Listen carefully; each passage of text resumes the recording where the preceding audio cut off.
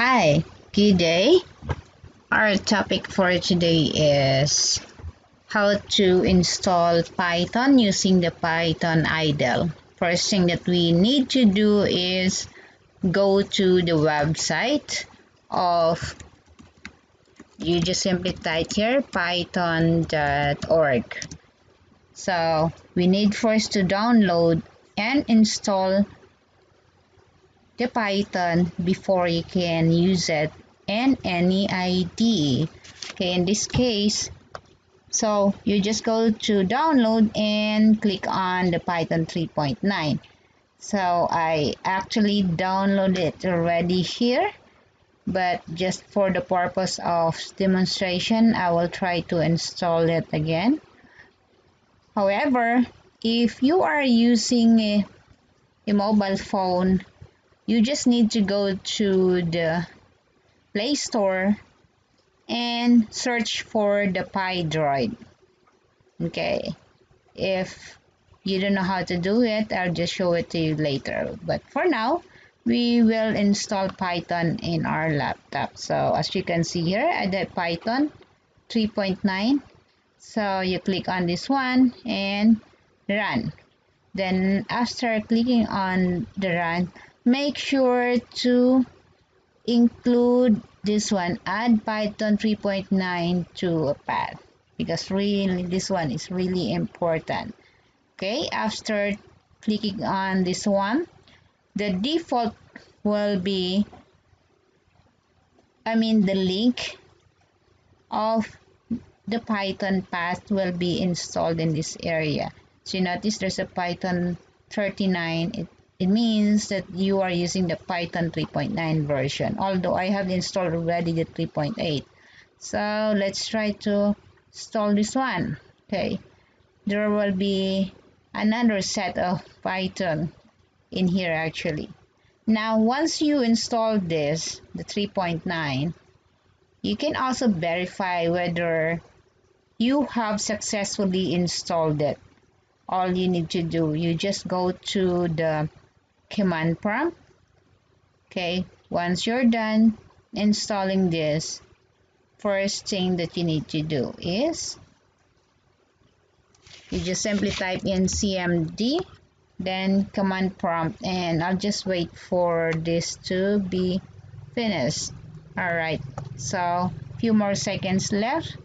Okay, and once it is done, we can check the version of the Python we installed in our PC.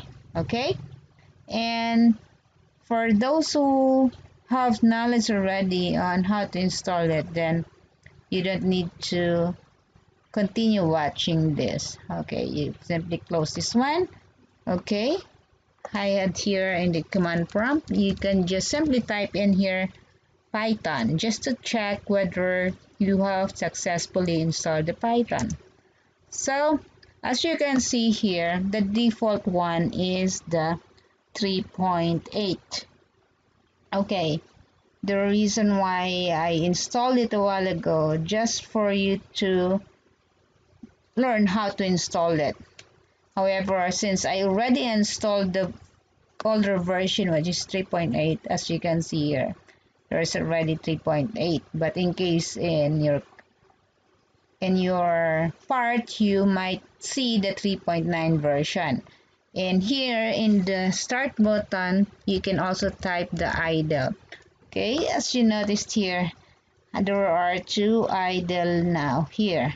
Okay, this one is a 64-bit and the other one is a 32-bit Python. So when you click on this one, you will be able now to see the latest version of the Python IDLE. So this is the Python shell. You can now start writing a program. Let me say you want to add two numbers, okay, like that, just to check. Right, so if you want to verify, let me say type then 3, it will display it's an integer. However, if you're going to say type 3.2, it would say it's a float. Okay, so that's easy how you can determine. This is just equivalent of in the other programming languages determining what data type are you using. All right, now the same process with Mac OS. The only difference is that the operating system that you are using.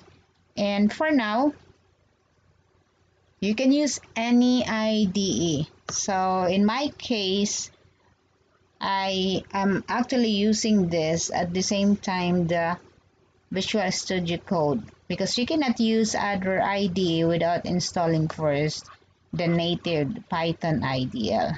Okay, this case example here and the Python. Okay, this is now an example of the Python program. Okay, I will just show it to you. Okay, we had here, I'll start over from here. I'll delete it so you can see it. Okay, let me say this one. We have course. This is our variable. And this is the value of the variable, which is modeling and simulation. Now, if you want to find out the length, how many characters in there. Example, if you're going to count it manually, 1, 2, 3, 4, 5, 6, 7, 8, 9, 10, 11, 12, 13, 14, 15, 16, 17, 18, 19, 20, 21. Did I count it correctly? So if you can say, oh, sorry, Brent, why did I put in Brent? All right, length, so referring to the length, then course, referring to this one. And if you're going to run this, the len meaning return the number of items and the container. So if you will run this one, it will say there are 23 characters including the spaces. Right, this is how it is like. Now, the good thing with the Python is that, example, when you try to determine the value or the index, if you can compare it in, let me say, Java or C++, you'll be using an array. Example in this one, where we have 23 characters and we want to find out what is inside, what is the position of M. Okay, you can just simply type in print in course referring to this one, then put the bracket, then 0.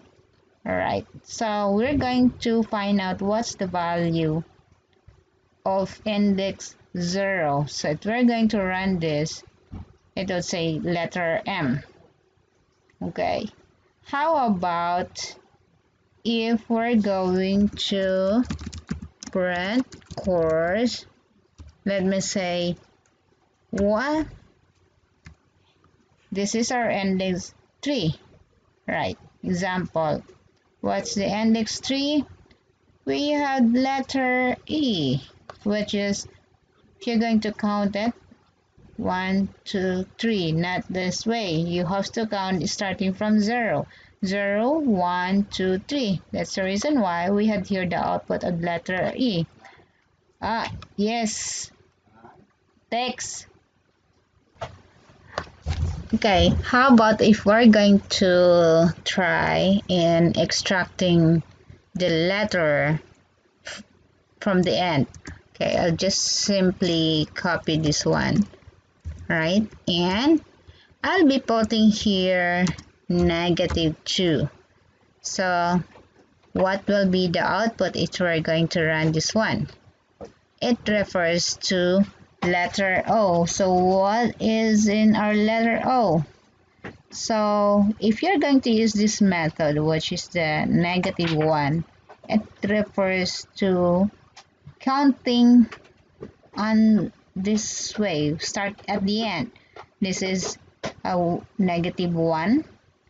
This one is -2. Okay, as you notice here, Okay, let's try to run this one. I will replace this with -1 and run the program. Then see, there it appears now the letter N. Okay, this one, the last letter. Okay, there are cases that we want to extract the characters from the left side. How we can do it? Example, we're going to 3, then colon. Okay, the purpose of the colon, that is to slice or select a certain range of letters from the container. Okay, if we're going to run this, see, we had here the output, which is Eling in simulation. It means that the first 3 characters, right, yeah, from 1 to 3, okay, it will be